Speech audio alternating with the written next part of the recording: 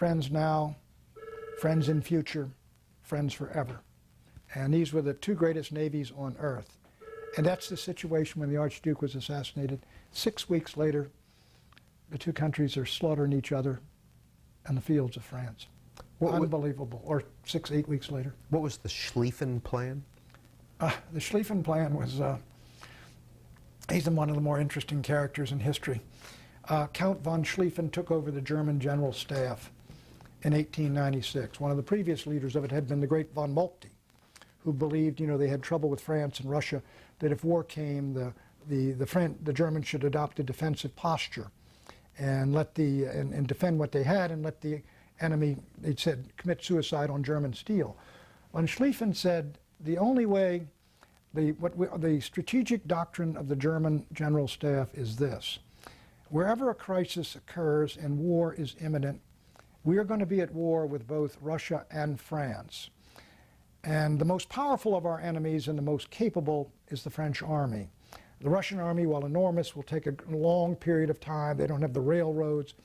And so what we have to do, no matter where the war begins, we have got to go through and kill France in 6 or 8 weeks, and kill the French army, and then put the German army on trains to meet the Russian steamroller, which will be rolling into Prussia.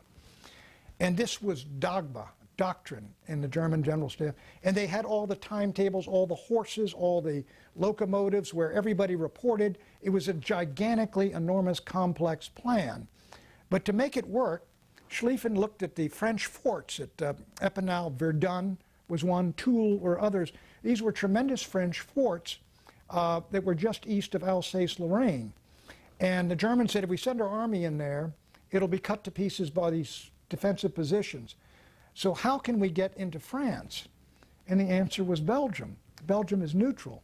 So the Germans, Schlieffen said, we put 1/4 of our army, or 1/7 of our army, 1/8 of it down on Alsace-Lorraine, because the French will try to take back Alsace-Lorraine. Their army will sweep in the south there, and what we want is a holding force to back up. Meantime, 7/8 of our army will sweep through northern Belgium and will come around, because it'll be undefended, because Belgium's neutral, there's no French army there, come around behind Paris, behind the French army, and take them from the rear. And of course, the key here was this violated the neutrality of Belgium, which Prussia, and which France and everybody had agreed to, 1939, was a vital interest of Britain, and each country had a right to protect it, had a right, not an obligation. So that was the von Schlieffen plan. And so when all the troubles occurred in Serbia and Austria, and the Austrians rejected Serbs who agreed to 9 of their 10 demands. The Austrians rejected it, sent an ultimatum, declared war. This is in late July. The Russians began to move to defend the Serbs and began to mobilize their entire army. The Kaiser said, for God's sakes, Nicky, to the Tsar, demobilize. The Tsar didn't do it. The German General Staff put into effect the Schlieffen Plan, and the trains began to roll. And that set it off. As one of the historians who's very good, he said von Schlieffen had died in 1913, but he said the dead hand of Count von Schlieffen pulled the trigger that started the First World War.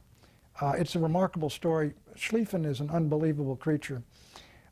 He was in a motor car or a carriage, and they were going across Belgium and these places before the war. He's scouting it all out. And one of his officers said, my goodness, what a beautiful stream that is. And Schlieffen looked up and looked out and said, an insignificant obstacle, and moved right on. He was I mean, some of these figures in this history, German and British alike, are just extraordinary figures, and you understand, frankly, how some of them, they seem just so much superior to some of the folks we run into these days. I mean, whether you agreed with them or like them or dislike them, they're extraordinary men. The period between the wars, you talk about several of the treaties and Britain's attitude toward continental Europe. What are some of the treaties that, in your view, led to or the breaking of treaties that led to World War II, such as the Anglo-Japanese Treaty, the rescission of that, the Locarno Treaty? Locarno Pact, right. Locarno Pact. How did that lead into World War II? Well, the seeds of World War II were planted at Versailles when the Germans had surrendered on Wilson's 14 points. They said, we accept the 14 points, And it goes to your question, the right of self-determination. And so the Germans agreed that they were going to lose Alsace-Lorraine, that they're going to have to vacate Belgium. That was in there, that the Poland needed a corridor to the sea. There would be an independent Poland. They had no problem with that. And so there's a number of things the Germans agreed to, but what happened is when they got to Versailles, the Germans weren't even invited to sit in. And they were handed this agreement which basically tore Germany to pieces, tore the Austro-Hungarian Empire apart. Not only that, but put Austrian Germans under Italian rule, gave all these people got huge land grabs from it, the British, the French, but basically Hungary was torn to pieces. It lost its lands to the new Czechoslovakia. But the key thing was what was done to Germany and not done in the West, because I think the Germans accepted their losses in the West. What was done by, first they put the Sudeten Germans, or German Bohemian Germans, put 3.5 million of them underneath Czech rule. They didn't give them any right of self-determination. They had no right to do that. They put the Slovaks under Czech rule, the Ruthenians under Czech rule. They put 500,000 or 100,000 Poles and 800,000 Hungarians all under Czech rule and made it Czechoslovakia the 10th largest industrial nation in the world. They set the stage for a future crisis. They took Silesia, even the part that voted to stay with Germany, and gave that to Poland. And then they gave the city of Danzig to Poland, or rather made it a free city under the League of Nations, but Polish control. Then Memel, the Lithuanians came in and stole the German city of Memel.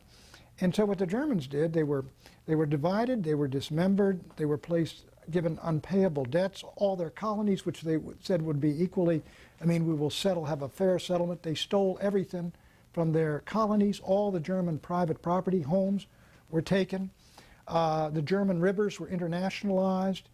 Germany was denied the right to free trade in other countries, but every country could sell into Germany.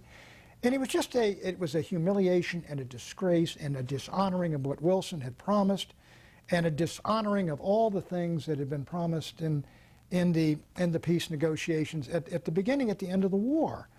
And they declared the Kaiser a war criminal. And then they made the Germans sign total moral responsibility for everything that happened in the war, and forced him to do that. And they said, if you don't sign the treaty, Marshal Foch will march to Berlin with Americans and British and French troops, and the Czechs and the Poles will march in, and we'll continue the starvation blockade, which continued after the war, after the armistice. The Allies, with American ships participating, the Brits, continued to starve the German people, wouldn't let them fish in the Baltic Sea, till finally one courageous British general wrote at Paris, he said, look, my men, morale is being destroyed by watching little kids go through garbage and try to find food. And so we did this after they had laid down their arms. And so the Germans were completely embittered. And 1,000 times Adolf Hitler gave a speech which was simply titled The Treaty of Versailles. What about some of the treaties in the 20s and 30s? Well, now you go to the British end of it. That was an act of criminal. Thank God you had the Lodge and those people who did not sign the Treaty of Versailles and did not ratify it in the Senate, because Americans would have been required to enforce this horribly unjust, dishonorable peace the Allies had imposed and Wilson had brought home. Thank God they kept us out of there. Now come the British blunders. The British start to get guilty feelings. But the first one was a result of guilty feelings. They're in debt to the Americans. So the Americans, Harding and Heavens Hughes, the Secretary of State, they tell the British, look, we're going to have a Washington Naval Conference and we want you to break your treaty with Japan. The British had a 20-year treaty with Japan. The Japanese had been completely loyal, had gobbled up all the German colonies in the Far East, had escorted British warships, British troops, Anzac troops to Gallipoli. And the Japanese had been loyal and faithful. The Americans says, give it up. And so the Brits had a huge battle over it. And what happened was Billy Hughes, the Australian Prime Minister, said, we're going to have the Americans tell us what to do. We'll give up our treaty with Japan if you sign a treaty with us, you Americans, to protect our colonies, Hong Kong, Australia, New Zealand, all the rest, from the Japanese. Because if we insult and isolate Japan like that, we're going to make them an enemy. And the Americans offered them nothing, and the British, Churchill behind it, broke their treaty with Japan. Utter folly. That's the first blunder. And what was the result of that, though? Well, the result of that was the alienization and the isolation of Japan. What is Japan now? The Americans hate them, And the Americans, they thought, were racist about the Japanese. They weren't entirely wrong. And they lost the British as an ally. They got nationalist Chinese in China. China is rising and is very anti-Japanese because of the Sino-Japanese War in the 1890s. And in Russia, they're facing this monstrous Bolshevik regime, which is encroaching on China and Manchuria. And so the result of that was that the Japanese said, we've got to carve out an area in China as a defense, as a buffer state. And that's why the Japanese moved into Manchuria. They wanted to create a buffer state in China, and frankly, they now detested the West, and they also wanted to make the China the way the British had India. You know, we dump all our products here, and they produce for us, and that's our great colony. And so that is the reason the Japanese began to move in there. And if the British had not broken that alliance with the Japanese in 1931, when the Japanese moved into Manchuria, the British could have done what they did with the French. Okay, North China's your sphere of influence, South China's ours. The Japanese would have said fine. So the next thing you come to is the Locarno Pact. The Locarno Pact was an excellent pact. It was done by Austin Chamberlain, the half-brother of Joseph Chamberlain, but the Germans were behind it. The French were demanding that the Brits give them a guarantee that they would come to war and defend them in case the Germans crossed the frontier. So the Germans came back and said, okay, that's a good idea, but give us a guarantee that if the French cross our frontier, you'll fight on our side. And so Italy, Mussolini, and Britain gave the guarantee that the Rhineland would be permanently demilitarized, as it had been at Versailles, and secondly, that Britain and Italy would guarantee the frontier of the two countries, and the two countries signed it. And the Germans had a democratic regime at the time, and it was very pro-Western and a very anti-Bolshevik. 1935? This is 1925. 26, and Austin Chamberlain and the German foreign minister got the Nobel Prize both. And so then you come back to what happens during the Germans in 1931 during the Depression. They ask if we can have a free trade agreement with Austria, our Austrian allies. And they go to the League of Nations because they had to get permission. And the British, French, and Czechs veto it. And so the Austrian bank collapses. And the German government, Brüning and the others say, look, if you don't give us some victories, political and diplomatic victories here, you're going to get the Nazis. Well, I'll be the last. One of them said, I'm going to be the last democratic chancellor of Germany if you allies will not give us any victories, any diplomatic, political, economic victories. And so the Brits wouldn't do it. And so Hitler rises to power. And